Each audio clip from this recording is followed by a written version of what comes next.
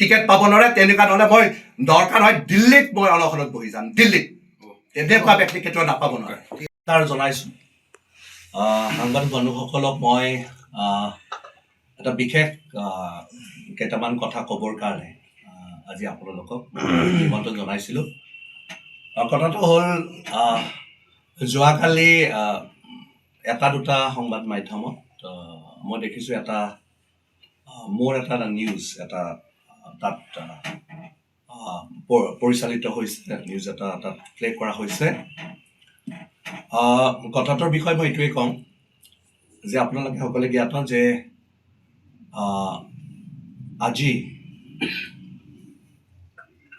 আজি যোৱা 20 তাৰিখে দেশৰ প্ৰধানমন্ত্ৰী নৰেন্দ্ৰ মোদী ডাঙৰীয়া অসমলৈ আহিছিলে আৰু সেইদিনাখন আমাৰ গুৱাহাটী এয়াৰপৰ্টৰ নতুন টাৰ্মিনেলৰ শুভ উদ্বোধন হৈছিলে আৰু মাননীয় মুখ্যমন্ত্ৰী মহোদয় পলাশবাৰী সমষ্টিৰ পৰা মোক প্ৰায় 10,000ৰো অধিক মানুহ মানে আহিব বুলি মই পলাশবাৰী সমষ্টিৰ পৰা মাননীয় মুখ্যমন্ত্ৰী মহোদয় জ্ঞাত আৰু সকলোৱে মিলি পেলাই এখন ছাকচেছফুল সভা তাত হৈছিলে ইতিমধ্যে বিগত সময়ছোৱাত পলাশবাৰী সমষ্টিত মাননীয় মুখ্যমন্ত্ৰী মহোদয়ৰ পৃষ্ঠপোষকতাত আমি পলাশবাৰী সমষ্টিয়ে যথেষ্টখিনি কাম পাবলৈ সক্ষম হৈছিলোঁ পলাশবাৰী সমষ্টিত আমি IM পাবলৈ সক্ষম হৈছোঁ পলাশবাৰী সমষ্টিত আমি পলাশবাৰী শুৱালকুছি ব্ৰিজৰ কাম আজি 30%ৰ অধিক কাম সম্পূৰ্ণ হৈছে পলাশবাৰী সমষ্টিত অসমলৈ ৰাস্তা দুটাৰ কাম চলি আছে পলাশবাৰী সমষ্টিত 719টা ৰাস্তাৰ কাম ইতিমধ্যে কমপ্লিট হৈছে সামগ্ৰিকভাৱে যোৱা বিগত যিটো নিৰ্বাচন আছিলে 2021 নিৰ্বাচনত পলাশবাৰী সমষ্টিৰ ৰাইজে 43,000 ডিফাৰেঞ্চত মোক জয়যুক্ত কৰাইছিলে বিগত যি MP নিৰ্বাচন আছে আমি 1,05,000 ভোট পাবলৈ সক্ষম হৈছিলোঁ 45,000 ভোট ডিফাৰেঞ্চ আছিলে আৰু যি পঞ্চায়ত নিৰ্বাচন আমি 4টা ZPC আমি পাবলৈ সক্ষম হৈছিলোঁ এই গোটেইখিনি তথ্য ৰাইজৰ লগত আছে ৰাইজৰ সম্পূৰ্ণ সহযোগিতা আছে পলাশবাৰী সমষ্টিৰ আৰু এই কথাটো আৰু যত যি সাৰ্ভে আছে মই কনফিডেন্ট এই সাৰ্ভেবিলাকতো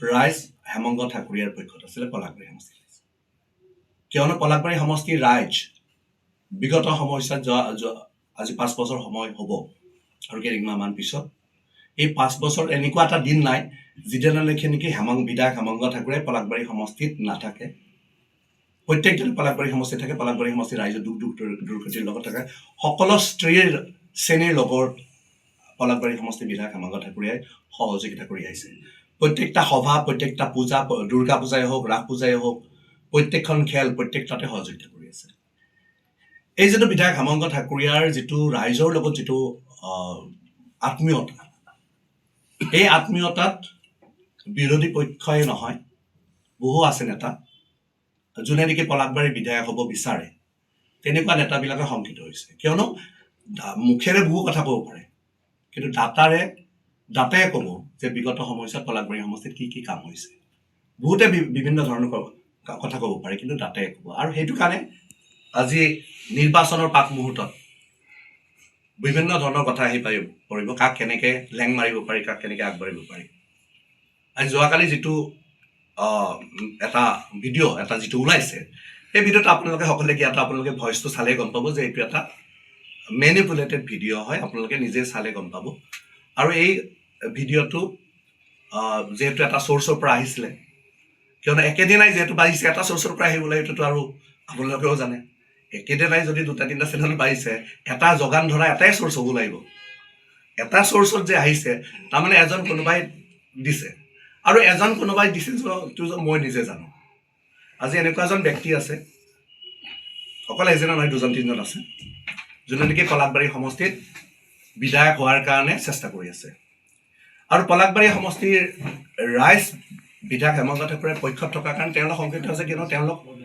কোনো ধৰণে তাত সোমাব নোৱাৰিব আৰু সেইটো কাৰণে আজি বিভিন্ন সময়ত অকলে এইটোৱে নহয় যোৱাকালি যে এইটো ভাইৰেল ভিডিঅ' হ'ল আজি কিবা 300 বিঘাৰ কথা কোৱা হৈছে পলাশবাৰী সমষ্টিত ক'ত 300 বিঘা মাটি ক'ত চেল হৈছে পলাশবাৰী সমষ্টিত একেলগে 300 বিঘা ক'ত আছে পলাশবাৰী সমষ্টি এটা টাউনৰ দৰে সমষ্টি এই টাউনৰ এটা সমষ্টিত 300 বিঘা মাটি ক'ত আছে মই নাজানো এনেকুৱা ধৰণৰ কিছুমান মেনিপুলেটেড এটা ভাইৰেল ভিডিঅ' আমাৰ সংবাদ মাধ্যমক যোগান ধৰা হৈছে এটা চ'ৰ্চৰ পৰা, যিহেতু একেলগে বাজিছে এটা চ'ৰ্চৰ পৰা আহিছে, এইটো সহজে অনুমান। এতিয়া এনেকুৱা ধৰণৰ নেতা কিছুমানে যোনে নেকি পলাশবাৰী সমষ্টিৰ বিধায়ক হ'ম বুলি সপোন দেখিছে, যোনে নেকি এনেকুৱা ধৰণৰ নেতা আছে যোনে নেকি পলাশবাৰী সমষ্টিৰ বিধায়ক হ'ম বুলি ভাবিছে, যোনে নেকি ভাৰতীয় জনতা পাৰ্টীৰ ফ্লেগো জ্বলাইছে, তেনেকুৱা নেতা আজি পলাশবাৰী সমষ্টিত বিধায়ক হোৱাৰ কাৰণে লাগি আছে। এনেকুৱা নেতা আছে যোনে নেকি অটল বিহাৰী বাজপেয়ীৰ ফটোত, শ্যামা মুখাৰ্জীৰ ফটোত লাভ কৰিছে। এনেকুৱা নেতা আছে পলাশবাৰী সমষ্টিত যোনে নেকি NSYত থাকোঁতে, কংগ্ৰেছত থাকোঁতে ভাৰতীয় জনতা পাৰ্টীৰ অফিচ ভাঙিবলৈ আহিছে। এনেকুৱা নেতা আছে যোনে নেকি এতিয়া বিধায়ক নহওঁতে পলাশবাৰী সমষ্টি, মোৰ তাত কমপ্লেইন আছে, লিখিত কমপ্লেইন আছে। এনেকুৱা কিছুমান নেতা আছে যোনে নেকি MLA নোহোৱাতে মেনেজাৰবিলাকক, ইণ্ডাষ্ট্ৰী মেনেজাৰবিলাকক ফোন কৰি পেলাই ভয় ভাবি কৰে পইচা ডিমাণ্ড কৰাও ৰেকৰ্ড মোৰ তাত আছে। এনেকুৱা কিছুমান নেতা আছে যি নেতাবিলাক এনেকে এতিয়া যে মই বিধায়ক হ'লে তোক চাই ল'ম, মই বিধায়ক হ'লে তোক চাই, পলাশবাৰী সমষ্টিত বহুতো জনতাক ব্যতিব্যস্ত কৰি পেলাইছে যে মই অমুকৰ মানুহ, মই তমুকৰ মানুহ বুলি কৈ হয় ভাবি কৰে পলাশবাৰী সমষ্টিত এটা অৰাজকতাৰ সৃষ্টি কৰিছে। এনেকুৱা নেতা জড়িত আছে যি নেতা কেছ ৰেজিষ্টাৰ আছে, যি নেতাৰ নেকি দিল্লীত কেছ ৰেজিষ্টাৰ আছে। এনেকুৱা নেতা জড়িত হৈ আছে এই বিষয়বিলাকত যোনে নেকি চিণ্ডিকেটৰ লগত ডিৰেক্টলি জড়িত হৈ আছে। এনেকুৱা নেতা তাত আজি দক্ষিণ কামৰূপৰ বিভিন্ন ধৰণৰ যিবিলাক অভিযোগ আছে, গৰুৰ লগত চিণ্ডিকেটৰ লগত জড়িত, চুপাৰী চিণ্ডিকেটৰ লগত জড়িত, এনেকুৱা নেতাও আজি বিধায়ক হেমন্ত ঠাকুৰে পিছত পৰি আছে। আজি পলাশবাৰী সমষ্টি আজি কোনোবাই নিউজ বনাই, আজি নিউজ ছাপ্লাই কৰি সংবাদ মাধ্যমক নিউজ এটা চ'ৰ্চত বনাই সংবাদ মাধ্যমলৈ পঠায়, তেওঁলোকে ভাবিছে যে বিধায়ক হেমন্ত ঠাকুৰক আমি একেবাৰে বেয়া কৰি দিলোঁ। পলাশবাৰী সমষ্টিৰ জনতা বিজেপি বিধায়ক হেমন্ত ঠাকুৰৰ পক্ষত আছে। আৰু কাৰ কি কালচাৰী, কেনেকুৱা ধৰণৰ বক্তব্য ৰখা হয়, কাক কেনেকৈ ধমকি দিয়া হয়, এই কথাবিলাক পলাশবাৰী সমষ্টিৰ ৰাইজে জানে। আৰু ধৈৰ্যৰ সীমা আছিলে প্ৰত্যেক বিধায়ক। আজি হকে বিহকে কিনিছে, বিধায়ক হেমন্ত ঠাকুৰে অমুক কৰিছে, বিধায়ক হেমন্ত ঠাকুৰে অমুক হ'ল, এই নিউজবিলাক আজি এনেকুৱা এজন অসমত বিধায়ক দেখুৱাই দিয়ক, এক্স বিধায়ক, প্ৰাক্তন বিধায়ক, যাৰ নেকি মাটি নাই, যোনে নেকি মাটি নিকিনে, যাৰ ফেমিলি, আজি মোৰ হেমন্ত ঠাকুৰৰ নামত 1 চোটাও মাটি নাই পলাশবাৰী সমষ্টিত। ফেমিলি কিনিব পাৰে, তাত কোনো বাধা নাই। কিয়নো আজি গুৱাহাটীৰ দিছপুৰত থকা বিল্ডিংটো যদি আজি কোনোবাই দেখুৱাই দিয়ে মোৰ, যিহেতু বিধায়ক হৈ পেলাই বনাইছে, এইটোতো সকলোৱে জানে ৰাইজে তাৰ ওচৰত যে আজিৰ পৰা 25 বছৰ আগৰে বিল্ডিং। এনেকুৱা ধৰণৰ বহুত এনেকুৱা আছে যিবিলাক নেকি আগতে লৈ থোৱা আমাৰ ফেমিলিৰ মাটি এতিয়া লোৱা বুলি নিউজ বনোৱা হয়। এইবোৰ বিহাইণ্ডতো এই নেতাকেইজনেই আছে। কিয়নো আপোনালোকে জানে যে প্ৰাক্তন বিধায়ক, প্ৰাক্তন মন্ত্ৰী, কাৰ মাটি নাই। এনেকুৱা ধৰণৰ কিছুমান ষড়যন্ত্ৰ কৰি পেলাই যে বিধায়কৰ প্ৰতিচ্ছবি, আৰু যিবিলাকৰ কথা ইয়াত উল্লেখ কৰা হৈছে, অকল যোৱাকালি নিউজে নহয়, প্ৰত্যেক দিনা, মই ইমান দিনে মুখ খেলা নাছিলোঁ। কিয়নো এটা থাকে, এটা ছিষ্টেমত থাকে, এটা জানো মই ৰাইজ মোৰ লগত আছে যিমানখিনি যি নহওক। কিয়নো এটা বস্তু জানিব লাগিব যে এই যিবিলাক নিউজ বনায়, এই নিউজবিলাকৰ ভিত্তি কি, এই যিবিলাক নিউজ আহিছে, যোনে যোগান ধৰিছে, এই নিউজবিলাকৰ ভিত্তি কি। আজি মই এটাই কথা কওঁ যে আজি এই যিটো যোৱাকালি যিটো ভিডিঅ' হ'ল, সেই ব্যক্তিজনক মাতি আনক, সেই মাতৃজনে আপোনালোকে বাইট লওক, আৰু সঁচাই যদি তেওঁ অৰিজিন দিব পাৰে, মই পিছদিনাখনে বিধায়ক পদৰ পৰা মই পদত্যাগ কৰিম। পিছদিনাই তেওঁক অৰিজিনেলি মাতি আনক, যিজনে দিছে মাতি পেলাই তেওঁৰ সাক্ষাৎকাৰ লওক, সাক্ষাৎকাৰত তেওঁ কোন হয় কি নহয় গোটেইখিনি কথা তথ্য বাহিৰলৈ আনক, আৰু পিছদিনা যদি সঁচা প্ৰবীণত হয়, পিছদিনা মই বিধায়ক পদৰ পৰা ৰিজাইন ষ্টেজন মই এজন বিজেপি বিধায়কক কৈছোঁ। আমি কেতিয়াও দুৰ্নীতিক প্ৰশ্ৰয় নিদিওঁ, আমাৰ দলে কেতিয়াও দুৰ্নীতিক প্ৰশ্ৰয় নিদিয়ে। আৰু পলাশবাৰী সমষ্টিৰ জনতাই এই কথাটো জানে, অসমৰ ৰাইজে জানে যে অসমৰ চৰকাৰে কেতিয়াও দুৰ্নীতি প্ৰস্তাৱ নিদিয়ে। আমি আমাৰ বিহাইণ্ডত আজি পলিটিকেলি ৰাজনৈতিকভাৱে কোনোবাই নেতা হ'ম বুলি, কোনোবাই বিধায়ক হ'ম বুলি এজন ৰুলিং পাৰ্টিৰ বিধায়কৰ এগেইনষ্টে কোনোবাই লাগি আছে। আৰু তাত কিন্তু অকল অপজিশ্যনৰ নহয়, আমাৰ নিজৰো ব্যক্তি তাত জড়িত আছে। আৰু এই কথাখিনি মই আজি লিখিতভাৱে ৰাজ্যিক সভাপতি মহোদয়ক মই আজি লিখিতভাৱে আজিৰ ভিতৰতে মাননীয় ৰাজ্যিক সভাপতি মহোদয় মই লিখিতভাৱে আজি দিব গৈ আছোঁ। কিয়নো আজি নিৰ্বাচনৰ পাক মুহূৰ্তত যদি কোনোবা ব্যক্তিয়ে এইবোৰ কামত জড়িত হৈ আছে যে আৰু বহুত কিবা কিবি বনাম, কিবা বনাম, সেইটো বাৰু কথা, সেইবোৰ মই উৎক্ষেপ নকৰোঁ।